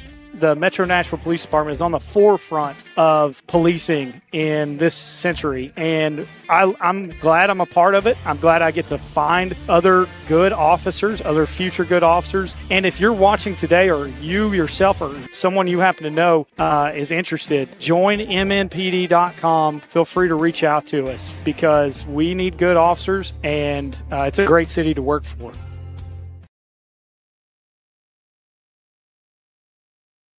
George Plaster Show gets advertisers the results they're looking for. For example, here's Metro Nashville Police Officer Garen Hoskins. You hear me all the time on the show talk about changes in career, people looking to serve their community and get into law enforcement and join a great department. And I just so happened to meet an individual who heard my segment on your show, has already applied, has come from multiple different career paths, and has always had this dream. And we're very glad to have them. That's just going to be the start of many. If you want to be part of the Plaster Show advertising family, it's simple. Just email me, plastergeorge@gmail.com. Again, plastergeorge@gmail.com. We will fit your budget and your needs.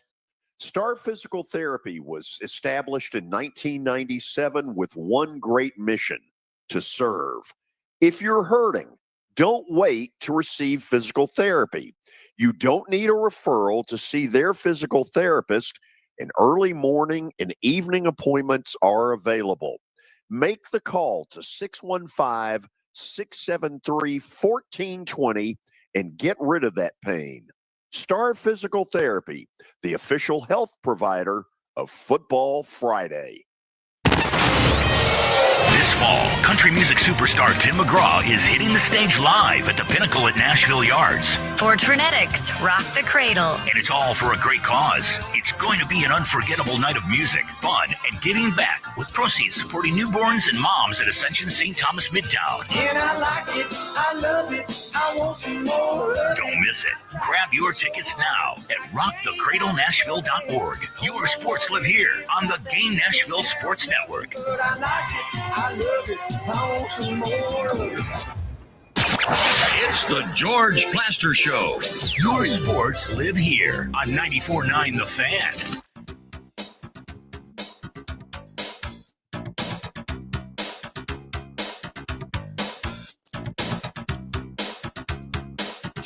Reaction Monday, and we welcome all of you back. Let's head back to the phones. Clay in Nashville, welcome. George, how we doing? I'm good. How are you? Well, let me start with Hoss down there in Murfreesboro. Mr. Holcomb, I have a question for you. Are you Monday through Thursday? You're not on the show on Fridays. Is that correct? I'm not on the show. Well, I'm going to tell you, I go see my mom on Fridays, man. She's in the home, so I go see my mom. I'm going to put a little bit on your heart there. But, yeah, I'm just Monday through Thursday. And you do the show from home because you don't know where the Fordyce Center is, correct? Clay, I about had enough Every of you, time. Hoss. By the way, Kelly, I can relate because my mom is 98 in a home. George knows her, and she's amazing. So I go see her all the 98. time. What a blessing. 98, yeah. That's Wow. incredible.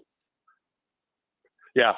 So, guys, I have a question. You know, Tony kind of talked about the officials a little bit in the Vanderbilt game. And this is what I thought, you know, was the rule maybe. I'm talking about the play where Nate Patterson is called for targeting. Yeah, Langston Patterson. Langston, yeah. Langston Patterson, I'm sorry. I knew I probably screwed the name up. Number 10. Anyway, so they did not throw the flag. They did not throw the flag when the hit occurred. You know, Sellers is, you know, obviously maybe going to be in concussion protocol. There was obviously a hit. And I think, honestly, possibly it was targeting because I thought Langston, you know, probably hit him in the head, maybe with his face mask. But my question is, you know, if you don't throw the flag when the hit happens, then just because Shane Beamer goes nuts and acts like a 2-year-old, I mean, now they're going to all of a sudden, wait a minute now, we got to go to review. I mean, explain that to me, please. Sure, and I'm going to let you hear this off air. Supposedly, it comes from the, what do you call it, the video monitoring people that do the replay. They're that the ones that did apparently, it. that they apparently have the right to step in and say, we need to look at this closer. By the way, the surprise in it is that virtually nobody anymore is getting called for targeting. And so that surprised me a little bit. Well, I didn't think it was targeting, though. Did y'all think it was targeting? Because you're supposed to lead with the crown of your helmet. I don't think he did. He didn't. I didn't think he did. I thought it was more face mask to face mask, and he just kind of ran at him. There was no malicious intent there. I mean, no, as not at all. as there usually is. But it is what it is. That targeting is broken in college football. It's ridiculous. The good news is because it's in the first half, it doesn't mean that he misses a game. Clay, I got to grab one more. I appreciate your call. Let's go to Kenny on the next line. Kenny, welcome. Well, how are you today, George? I'm good. How are you doing? I'm doing well. Since we're, bashing the officials, I want to go back to 2005, and y'all remember the game in the swamp when Earl Bennett hugged an offensive lineman and got a 15-yard penalty. And I know Bobby Johnson was going to go for 2 to beat the Gators in the swamp. Do you remember that, George? Oh, of course I do. Jay Cutler was Vandy's quarterback, and I want to say, did the game end up something like 49-47, some crazy score that I probably need to look up? It went into overtime, and Florida stopped us, and we missed a field goal, and they ended up, I want to say, running in a field goal, a touchdown. But quick question, and I know you got to go, but if I was looking at the rankings and being a lifelong Vanderbilt fan, I love number 20. But if you were to take the logos, the name off the front of the jersey, put them out there and just watch them play, do you think they would get a little bit more recognition, a little more, respect nationally? But everybody just kind of looks at them like, oh, it's Vanderbilt. We're waiting for the wheels to come off. I'll hang up and listen to your comments. I do think there's some of that. I also think that some of it is where you start out the season. And there's really, you almost wonder, Kelly, if you'd be better off saying, okay, 3-4 weeks into the season, let's start doing a poll then, and everybody is equal up to that point. Pretty good point, George. I've never really thought about that. I think you could get a lot of stuff done right there because you really know you're starting to find out about these teams about 3 weeks into the season. So now they'll never do that, but that's a good suggestion right there that I hadn't thought about, because I think Kenny's right. I think if you took all the jerseys and the names of the jerseys off and just how they're playing right now, I think Vanderbilt's I think they're better than 20, but since it's Vanderbilt and since everybody's just waiting, as we talked earlier in the show, well, this is Vanderbilt, and if they lose one or two, they're going to be like, oh, well, that's who we thought they were, which is not right with this team, but that's how the perception of people think. Yeah, I'm with Kenny. Take that logo off and the black and gold uniforms. I think Vandy's a top 15, top 10 team, the way they've played. Now, it's only 3 games though. And, historically down the stretch of seasons, this better than anybody, George, they don't finish well. And that's the ultimate challenge for this team. Like Kelly said, can you stay healthy and can you finish? That's what this team's going to have to do. Okay, after the break, we will have Plaster Bet of the Day, but we will also have an announcement from Billy Derrick. This is the George Plaster Show.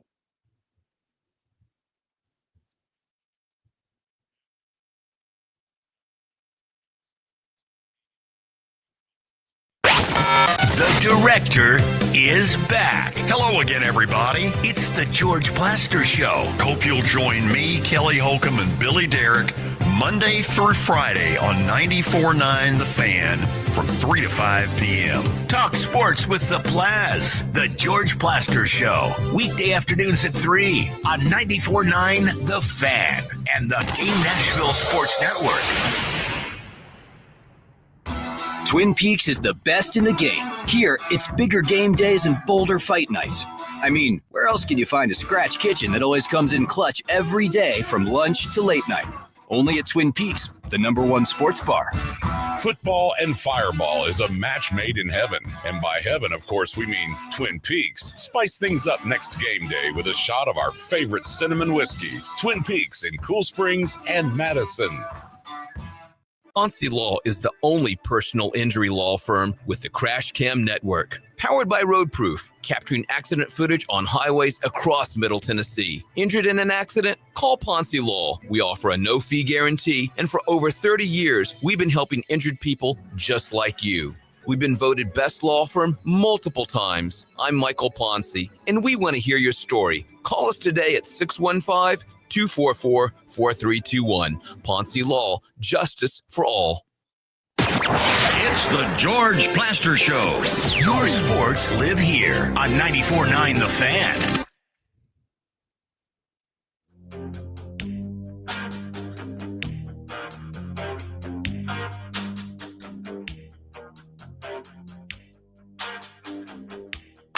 Final segment on a Reaction Monday. We've got a Monday night doubleheader tonight, so sit back and relax for that. We'll see where George is going with tonight's games with Bet of the Day, brought to you by Bart Durham Injury Law. We take a look what happened over the weekend. Oops. It was an okay weekend. 2-4. Okay, so the LSU Notre Dame is a loss. Double pick. It's just flat out a loss. Let's go 35-37. So did Minnesota end up losing to Cal? They sure did. Cal has a good young left-handed quarterback. It's the first time I'd seen the kid. He can really sling it. Man. And then the Dolphins, of course. Oh, God. Enough said there. So tonight, here's where we're going. Kelly, we're going to take both of the home teams. Now, I'll admit my confidence level in Houston -2.5 is shaky at home against Tampa. This is going to be a really tough football game with two pretty darn good teams and two teams that can put some points on the board. I'm taking Houston, but I'll admit that I'm a little squeamish about it. I ought to be squeamish about the one later tonight, but I'm not. Vegas. I'm taking Vegas. Yeah, the Chargers are really good. That's a given. But Vegas is going to play tonight like a Super Bowl. They are excited about the Raiders under Pete Carroll. This is their first home game after the win at New England. They are going to be a fired up football team tonight. If you can stay awake, it's a 9 o'clock tip-off or kickoff, as the case may be. Good luck with that, Kelly. Yeah, Kelly will be asleep. Kelly will be asleep at halftime of the first game. Wow. Got to get my sleep. It takes a lot of time to have these looks. Really, does it now? Absolutely. Some beauty sleep. Those of you on radio, just imagine the worst and then double it. Okay, Billy, you get the floor. Announcement time. All right, a big announcement. So Friday, sadly, will be my last show on the George Plaster Show as the producer. Can't thank you enough, George. Can't thank you, Kelly, enough. It's been a blast. I'm not going to be a stranger. I'll be around. I think we're going to work out a weekly segment of sorts to still be around. I know you guys will. That will has still be not on been here. run by. That has not been run by me. Kelly, has that been run by Yes, you? Yes. No, and I was going to say, told if you're you. leaving, I was going to say, Billy, if you're leaving, just go ahead and leave. We don't need to see you no more, Hoss. Okay, Boy, if you want to be like that, then. That's certainly heartwarming, isn't it? Wow. But no, it's Trace with a great comment. Dang, got his Notre Dame tickets in bounds. That's what he's been trying to do for the last 3 years. Wow, that is hilarious. That's yeah, but also cold. I'm training Kelly right now to be the producer. He's getting a pay raise, and he's going to take over as producer of the show. Are you allowed to tell us? Case, George, if that's the case, we will not be on much. Probably not.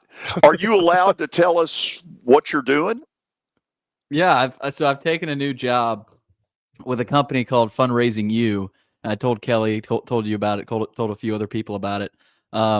But yeah, working in Nashville in sports, and I'll be around high schools, around high school coaches, and I'm excited about it. But I'll still be around sports, going to Vandy games and Titans and Preds and things like that. But not the producer of the Plaster Show.